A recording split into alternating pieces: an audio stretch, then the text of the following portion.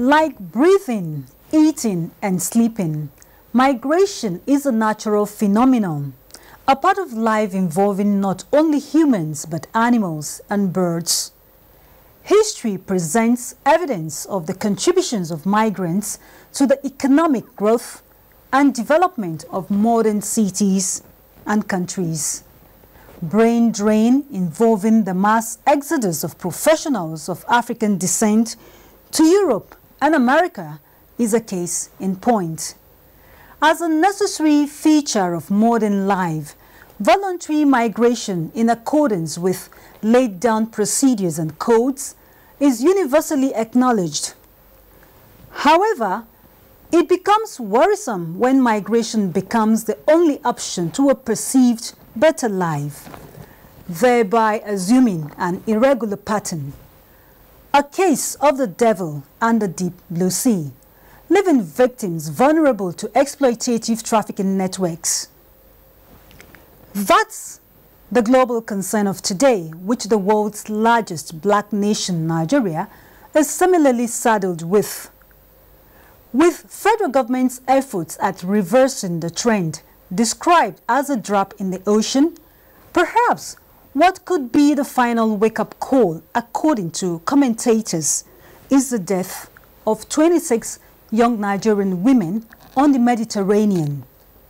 Dateline360 this edition evaluates the expensive yet worthless trip across the Mediterranean to the unknown. Is this new form of slavery worth it? Welcome on board. I'm Hawa Salihu Adama.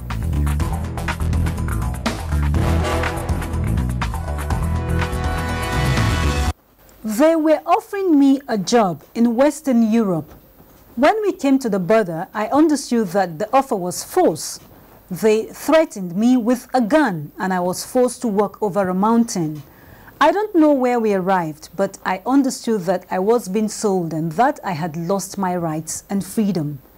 That's the account of a victim of forced prostitution and slavery in Europe. A vivid description of the reality of most migrants at the point of no return. Thanks for rejoining us. It's Dateline360, X-raying new trends in human trafficking and irregular migration. Victor Azu starts the program today with his piece on causes, effects, and possible solutions to irregular migration of Nigerians out of the country, where the consensus is that it is today easier to traffic human beings than drugs. Migration is an age-long activity of moving from place to place, oftentimes from one country to another for greener pastures. It is a globally accepted practice as it engenders exchange of socio-cultural activities while consolidating on globalization in order to promote free movement of people, goods and services across the world. However, the disheartening part of this is the overwhelming spate of illegal and irregular migration, especially from the developing to the developed countries. In their desperate bid for greener pastures, these young people find the Mediterranean Sea and the desert most alluring, but they are dreadful routes as well, and often make the trip a journey of no return. This is in addition to the hardship they have to endure. They are commonly dispossessed of their valuables, and the women become sex slaves. Most of those who venture into the journey do not get to survive, and those who manage to survive end up as nuisance in their destination countries because they run helter-skelter from the laws of the land. Predicted to be the deadliest year for migrants crossing the Mediterranean, 2017 seems to be living up to expectation, with close to 5,000 deaths recorded already, while some of them are unaccounted for. Now, what is this reason so strong that the youths are willing to stake their lives and even give it up for it? Most of them are trying to make what? Ends meet. They see their future outside. Based on the survey conducted by the International Organization for Migration, IOM, in July 2017, Mediterranean migrant arrival had reached nearly 105,000, and according to Nigerian Immigration Service, about 10,000 Nigerians died between January and May this year alone in the course of the journey through the Mediterranean Sea and desert. Those who embark on this perilous journey blame their country's political crisis, instability, corruption, and hunger, among others, for their action. But the question is, are these enough reasons to risk their lives through the hazardous journey? The recent drowning of 26 teenagers suspected to be Nigerians on the Mediterranean is the climax. Where did we get it wrong, and how do we put a stop to this, or at least reduce the magnitude of deaths in this circumstance? The National Agency for Prohibition of Trafficking in Persons, NAPTIP, recognizes the ball is in their court, but they require the collaboration of some other agencies and indeed all Nigerians to succeed. The job NAPTIP is asked to do by the federal government is to be done in coordination or in conjunction with other agencies, including Nigerian Immigration Service, including the Nigerian Police, including the State Security Services. Even the Nigerian Security and Civil Defense has a role to play in the movement of Nigerians from one point to another and from across the country. So once you are crossing borders, you know that you should be checked by the Nigerian Immigration Service because they are the one that man Nigerian borders.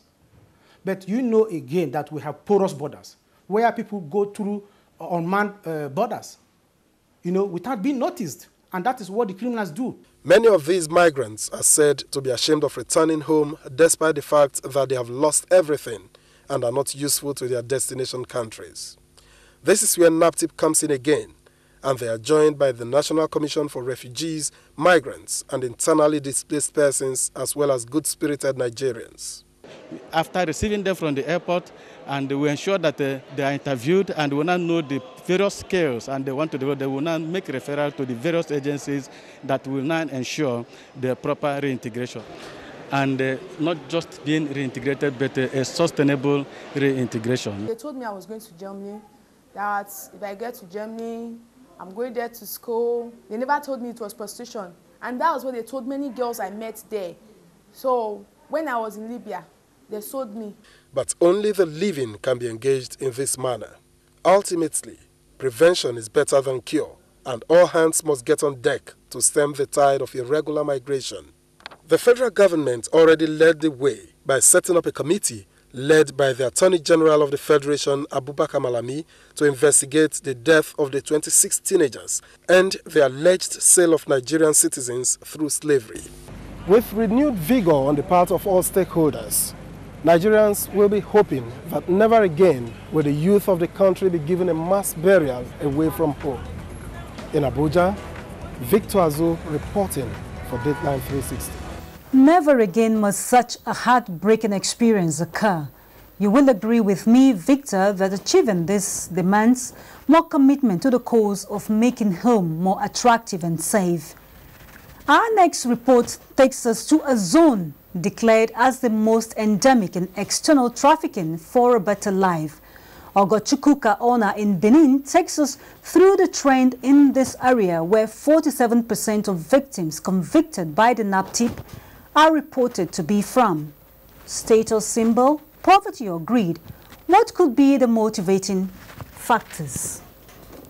Edo State, Midwestern Nigeria, with a population of about 4 million, came into national and international limelight for contemporary trend in human trafficking and prostitution in 1999, earning for itself the name capital of human trafficking.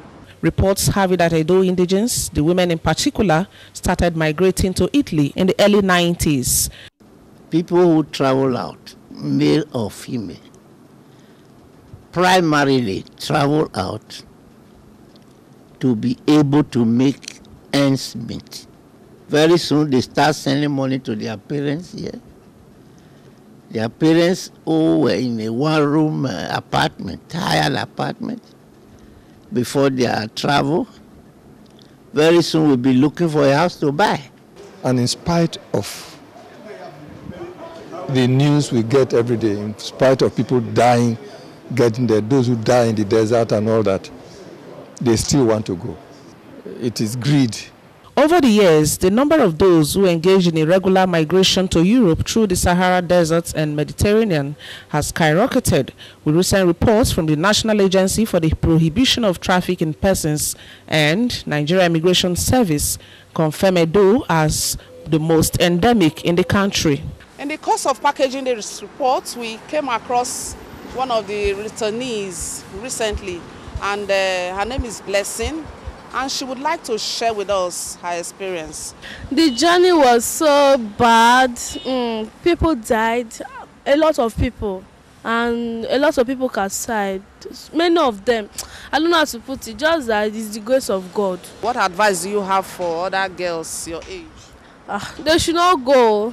Don't think illiteracy is a cause. Illiteracy has never been a cause. According to Italian statistics online, there are currently between 10,000 and 20,000 African sex workers in Italy, most of them from Edo. Successive governments of Edo, beginning with that of Chief Lucky Benedio from 1999 to 2007, put in place policies to discourage the illicit business, with the establishment of Idea Renaissance, a pet project by his wife, Eki. The major challenge is when they come, yes, they could start up with you as a trainee, but not all of them will complete the training. Government is doing its best. The only thing is that the youth are not listening, and the youths, they don't have patience. On the 8th of November 2017, the government of Edo announced the intention to make a law criminalizing human trafficking.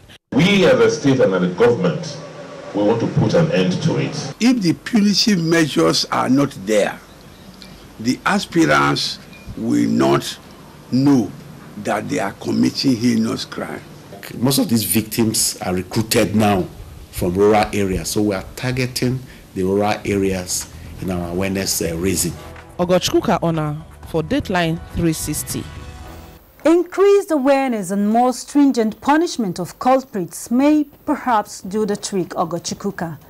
And from Benin, we join Hadiza Najatu Tijani in Kano, northern Nigeria, whose proximity to the border affords the so-called agents the opportunity of deceiving adventurous would-be immigrants with illegal travel documents for the onward journey to Europe.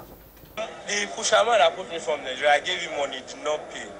So they said since he's not paid, he did not pay that money. They now sold me.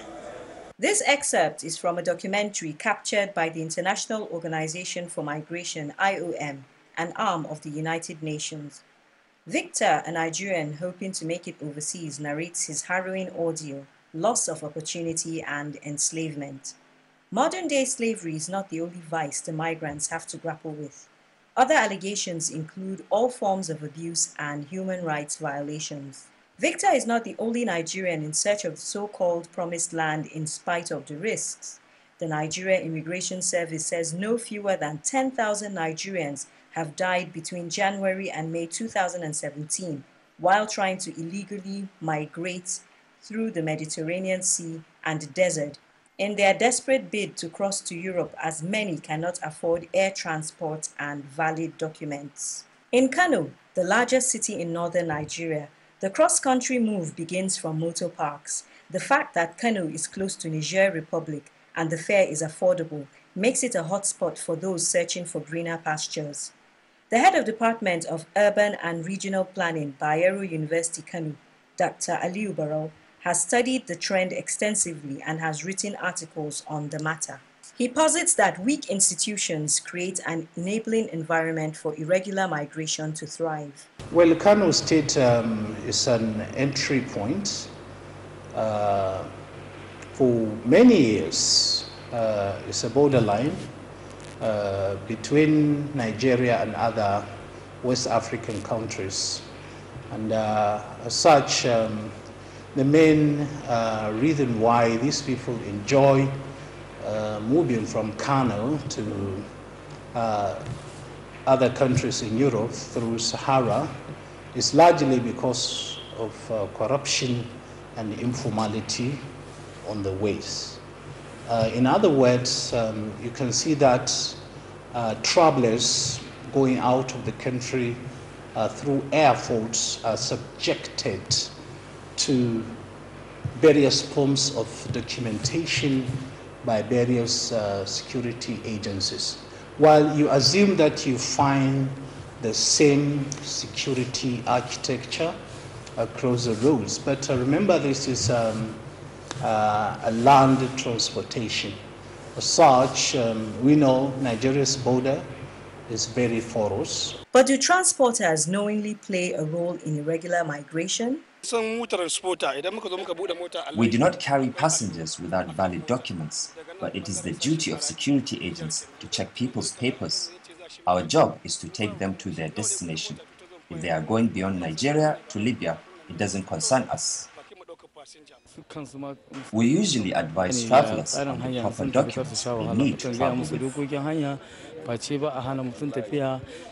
One of the major challenges facing sub-Saharan Africa is how to attract emigrants for national development, an aim which the federal government and donor agencies have strived to achieve over the years, with emphasis on skills acquisition and empowerment. Dr. Aliyu says once the economy becomes stable, irregular migration will no longer be lucrative. In Kano, Hadiza Naja'atu Tijani reporting for Dateline360. Considering the risk to victims' health with negative consequences for their immediate families and communities, I dare say, Hadiza, an unstable economy is no excuse for better life at all costs. That is, if the grass is actually greener at the other end. A question which the next package by Musa Toliet tries to answer through his interaction with Nigerian returnees who made the illegal migration choice to Libya. The latest number of Nigerians who have been rescued from self-destructive tendencies by the federal government and International Organization for Migration is put at 254. Despite the efforts by the federal government to provide options for regular migration opportunities and management in the country, the challenges of illegal migration remain huge. Some of these young Nigerians went the extra mile to raise staggering amount of money to embark on the journey into the oblivion. The cost of traveling through that dangerous journey, how much did you spend? Close up to 1 million naira. But all the money I got, the little money I got in Libya, all gone. They took it away from me. They tear my passport. The risk involved did not deter these migrants until they had a close shave with death. Some, however, did not make it to their dream destination. Those in the eye of the storm often have terrible stories to tell. I entered Trancade. I paid extra 450. So they sold me again. I paid 150 again to rescue myself. I was in seaside. They could not push me. I could not enter Italy. And when they are beating you in seaside, they might kill you. Most people died in the desert because, like me, I spent 8 days in the desert. No food, no water. We know for our brothers, when they do die, they will wrap them in blankets. They will go and throw them inside desert. They've gone through serious dehumanizing conditions. You can see they are back and happy. They are well received. Nema is here on ground with other stakeholders. It's not I know about freedom. Somebody gives you money to travel again. Will you do that now? I will not go because I love to go to school. Experience, they say, remains the best teacher. For these Nigerian youths who have successfully come home alive, they are appealing to other Nigerian youths who may have the intention to travel abroad without proper documentation to think twice. In Lagos for Dateline360, I am Musa Toliet. Experience indeed the best teacher, Musa, for those who truly are willing to learn and turn a better life. Some experience has shown that despite the bitter story, some rescued victims find their way back to other destinations at the slightest opportunity. Marcus Simon Marchand took up the senior special advisor to the president on diaspora on strategies to put a final stop to this embarrassing trend involving Nigerian youngsters.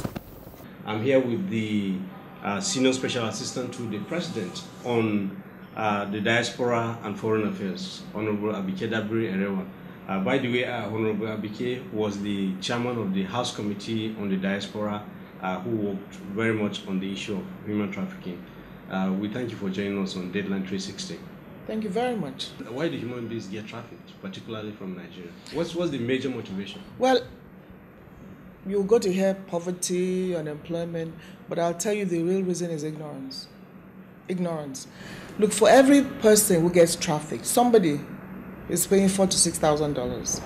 For every person who gets trafficked, you're empowering a smuggler. So it's a racket. It's easier to traffic human beings now than drugs. So it's easier to smuggle human beings than drugs. And we're talking about underage children. You have, ages between 14, 16, and 18. What do they know? So somebody is paying for them to make money out of them. So I'm going to say ignorance. So the first thing is there has to be massive awareness. Number one, on the dangers. Number two, on the futility. Now, if we were succeeding before, it's going to get more difficult now. Number one, the boats are getting smaller. It's getting more dangerous.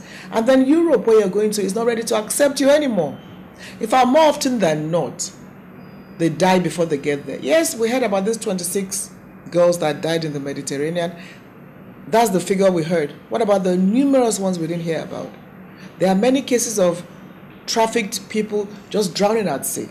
And again, it's important to now use the stories of those that this administration has been able to bring back and let them tell their stories of woe. And they all come back and say, thank you, IOM, thank you, President Buhari, for bringing us back. Thank you for a second chance. We'll do something better with our lives. So we need to hear more of them and their stories to tell. Exactly the point I want to raise next. You've been at this, and even now, people bring these stories and so on. NTA has carried these stories, horrendous stories of what these people go through. You mentioned the issue of ignorance and so on. But there are cases of people that have been trafficked and re-trafficked. How will this be solved when you have this kind of the thing is, the world is getting tougher. Like I said, if you succeeded 5 years ago, you're not likely to succeed this time around. And I'll tell you something which is even more, which everybody should know.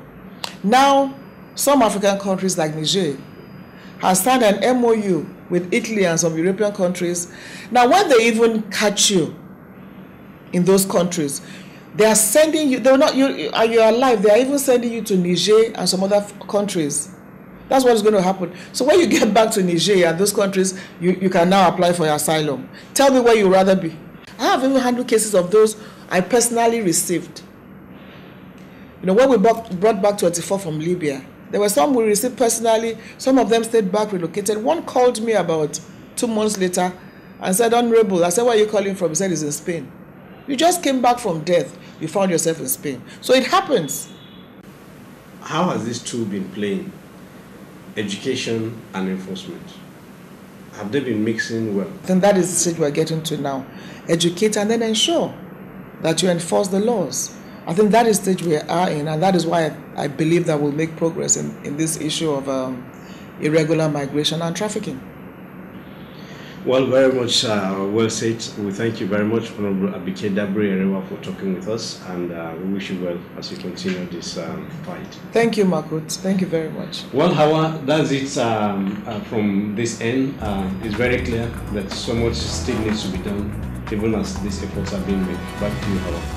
Certainly, Makut, so much more to be done. Making visible progress in addressing the issue of irregular migration by young Nigerians is not a choice, but a responsibility. Many thanks. Reports by the Dateline crew in this edition say it all. This new form of slavery with alarming high-risk dimensions such as human organ theft constitute high security concerns which must be addressed not only at national but international levels. However, human rights activists are of the view that as an internationally acknowledged process, migration would always occur. Relevant government agencies and non-governmental organizations must, however, do the needful to ensure any Nigerian migrating does it legally, as Nigeria's contribution to the story of migration and interconnecting the planet. You can be part of this through your comments to Dateline360 at nta.ng or at NTA News Now. Thanks for your time and bye for now.